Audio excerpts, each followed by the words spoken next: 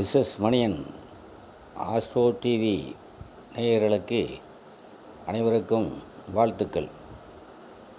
எல்லோரும் நலமாக இருக்க எல்லாமல்ல இறைவனை வேண்டிக் கொள்கின்றேன்.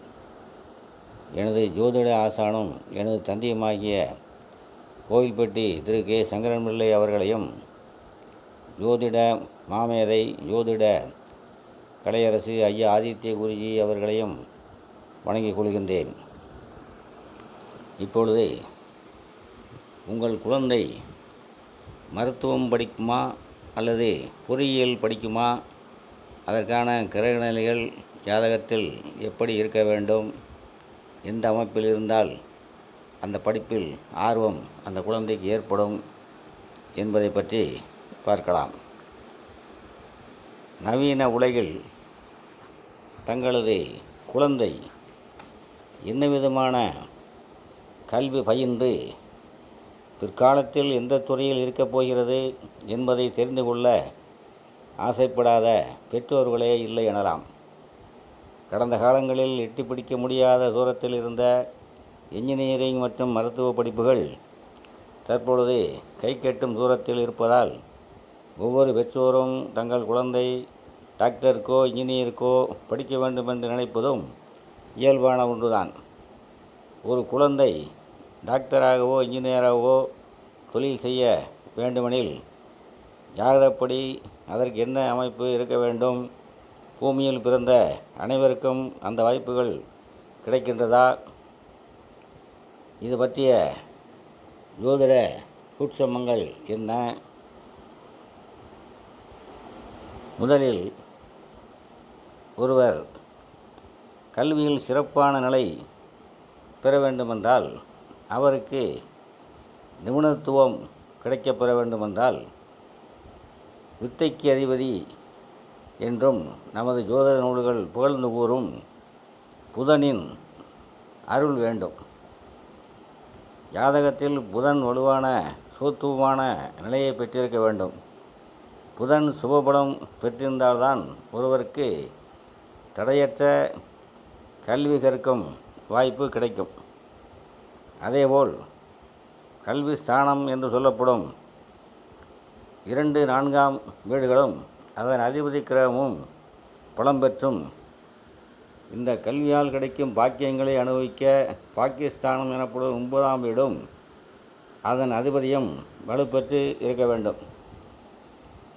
ஒரு ஜாதகத்தில் புதன் மிதுனம் கன்னி ராசிகளில் ஆட்சி உச்சம் பெற்றும் மீனத்தில் முறையான நீசபங்கம் மற்றும் அமையப்பெற்றவர்கள் புத்திசாலிகளாக இருப்பார்கள். இதுபோன்ற அமைப்புள்ள குழந்தைகள் எந்த ஒரு விஷயத்தையும் எளிதில் கிரகித்து கொள்ளும். வகுப்பில் முதல் மார்க் எடுப்பதும் மாநில அளவில் சாதனைகள் புரிவதும் புதன் வலுப்பெற்ற குழந்தைகள்தான். அதேபோல ஜாதகத்தில் புதன் வர்க்கோத்தமம் அம்சத்தில் ஆட்சி உச்சம் என சுபபலம் பெற்ற குழந்தைகள் ஏதேனும் ஒரு விஷயத்தில் பிறவி மேதைகளாகவும் இருப்பார்கள். ஒருவர் மருத்துவராக வேண்டுமெனில் அவருடைய ஜாதகத்தில் சிவப்பு நிற பொருளான இரத்தம் போன்றவைகளுக்கு காரணமான செவ்வாய் சூத்துவமோ அல்லது சூட்சும வலுவோ அடைந்திருக்க வேண்டும். சுபத்துவம் சூட்சும வலு பற்றி ஏற்கனவே பல பதிவுகளில் சொல்லியிருக்கின்றோம். அது தங்களுக்கு தெரியும் என்று நினைக்கின்றேன். ஒருவரின் ஜாதகத்தில் செவ்வாய் சுபத்துவ சூட்சும வலுப்பெற்று இருந்தால்தான் அவர் இரத்தத்தை கண்டு பயப்படாத நிலையும், ஆயுதங்களை உயிர்காக்கும் விஷயங்களுக்காக கையாளும் அமைப்பையும் பெறுவார். அதாவது மருத்துவர் எனும் தகுதியை பெறுவார். ஜீவனஸ்தானம் என்று சொல்லப்படும் 10ஆம் வீடே ஒருவர் என்ன துறையில் வேலை அல்லது தொழில் செய்வார் என்பதை குறிப்பிடுகிறது. இந்த தொழில் பாவமான 10ஆம் வீட்டோடு செவ்வாயும் குருவும் முதல் தட தொடர்பும் சூரியன் 2ஆம் தட தொடர்பும் கொண்டிருந்தால் அந்த ஜாதகர் நிச்சயம் மருத்துவத்துறையில் இருப்பார் என்று கண்ணை மூடிக்கொண்டு சொல்லிவிடலாம். இதில் தொடர்பு என்பது குரு செவ்வாய் சூரியன் ஆகிய மூவரின் ஒருவர் லக்கணத்திற்கோ ராசிக்கோ 10ஆம் வீட்டு அதிபதியாகி இருப்பதே, இவர்கள் மூவரும் 10ஆம் வீட்டில் இருப்பதே, 10ஆம் வீட்டை பார்ப்பதே அல்லது ஜீவனாதிபதியோடு சம்பந்தம் பெறுவது போன்ற இன்னும் சில நுணுக்கங்களை குறிக்கின்றது.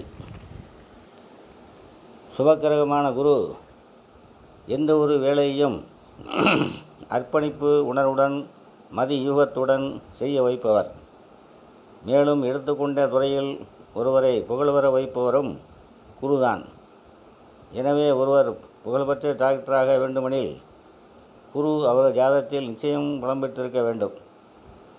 அடுத்து செவ்வாய் குருவுடன் தொடர்பு கொள்ளாமல் சனியுடன் 10ஆம் வீட்டோடு தொடர்பு கொள்ளும் நிலையில் ஒருவர் இன்ஜினியரிங் படிப்பார். இந்த அமைப்பில் செவ்வாயின் பலம் அதிகமானால் சிவில் இன்ஜினியரிங் எனப்படும் கட்டிடம் கட்டும் துறையிலும், சனி பலம் அதிகமானால் வேறு வகையான இன்ஜினியரிங் துறையிலும் படிப்பு அமையும். ஒருவர் சிவில் இன்ஜினியரிங் என்று சொல்லப்படும் கட்டிடம் பொறியாளர் ஆவதற்கும் செவ்வாயின் தயவுதான் வேண்டும். ஏனெனில் இப்பதிவின் ஆரம்பத்தில் நான் சொன்னபடி சிவப்பு நிற பொருட்கள் செவ்வாயின் ஆதிக்கத்தில் உள்ளவை என்பதால் கட்டுமானத் துறையின் மூலப்பொருளான செங்கலையும் குறிப்பவர் செவ்வாய்தான். உயரமான இடங்களில் பணியாற்றுதல், மலையேறுதல் போன்றவர்களுக்கும் செவ்வாய்தான் காரணம். செவ்வாய் வலுப்பெற்ற ஒருவருக்கு உயரமான இடங்களில் வேலை செய்வதற்கு தயக்கம் இருக்காது. உயரமான இடத்திலிருந்து கீழே பார்ப்பதற்கும் பயம் இருக்காது. இப்போதைய பல மாடி கட்டடங்களை கட்டுவதற்கு சிவில் இன்ஜினியர்களை உருவாக்குவர் முற்றிலும் இந்த செவ்வாய்தான். அதே நேரத்தில் காலி மனைகளுக்கும் இரும்பு பொருட்களுக்கும் சனி காரணமானவர் என்பதால் 10ஆம் இடத்தோடு சனியும் தொடர்பு கொண்டால்தான் ஒருவர் கட்டிட பொறியாளர் ஆக முடியும். பொதுவாக சனி நுணுக்கமான மெக்கானிச வேலைகளுக்கு காரணமாவார். சனி சூட்சும வலு பெற்றால் ஒருவர் பொறுமையான நிதானமான வேலைகளை செய்வார். சனி பலம் பெற்றவரால் ஒரு பொருளை தனித்தனியாக பிரித்து மீண்டும் அதே போல இணைக்க முடியும். சில குழந்தைகள் சிறுவயதிலேயே cellphone, tape recorder, VCD player போன்றவைகளை கலத்தி மாற்றுவதில் ஆர்வத்துடனும் திறமையுடனும் இருப்பதை பார்க்கலாம். இத்தகையோர் சனி பலம் பெற்றவர்களே. சனியின் பலம் மேலோங்கி செவ்வாயின் பலம் சிறிது குறையும் அமைப்பில் ஒருவர் மெக்கானிக்கல் இன்ஜினியரிங் போன்ற படிப்பில் ஆர்வம் காட்டுவார்.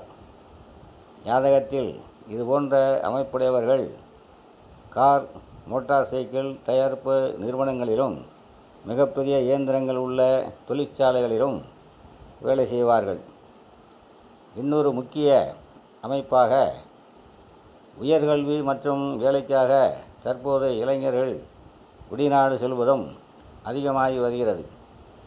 ஒருவருடைய ஜாதகத்தில் சரராசிகள் என்று சொல்லப்படும் மேசம், கடகம், துலாம், மகரம் ஆகிய வீடுகளில் கிரகங்கள் இருந்து அந்த கிரகங்களின் தசை நடக்கும்போதோ அல்லது ராகு கேதுக்களின் தசை புத்தி நடக்கும்போதோ, சூத்துவமான 8 மற்றும் 12ஆம் அதிபதிகளின் தசை புத்தி நடப்பில் இருக்கும்போதோ ஒருவர் வெளிநாடு செல்வார். 8, 12ஆம் அதிபதிகள் சுகத்துவமாகி ஒருவருக்கொருவர் தொடர்பு கொண்டு அந்த பாவங்களும் சுகத்துவமாக இருக்கும் நிலையில் சரராசிகளில் இருக்கும் கிரகங்களின் தசை தொடர்ச்சியாக வருமானால் ஒருவர் வெளிநாட்டிலேயே தங்கி அந்த நாட்டின் குடிமகனாக ஆவார். அதாவது கடகத்தில் ராகு, மேஷத்தில் குரு, மகரத்தில் சனி, துலாத்தில் புதன் என அடுத்தடுத்து வர இருக்கும் தசாநாதர்கள் சரராசிகளிலேயே இருப்பார்களேயானால் அந்த ஜாதகர் நிரந்தரமாக வெளிநாட்டில் தங்கிவிடுவார். அதாவது ராகு திசைக்கு அடுத்து வியாழ திசை, வியாழ திசைக்கு அடுத்து சனி திசை, சனி திசைக்கு அடுத்து புதன் திசை, இப்படி வரிசைக்கிரமமாக வரும்.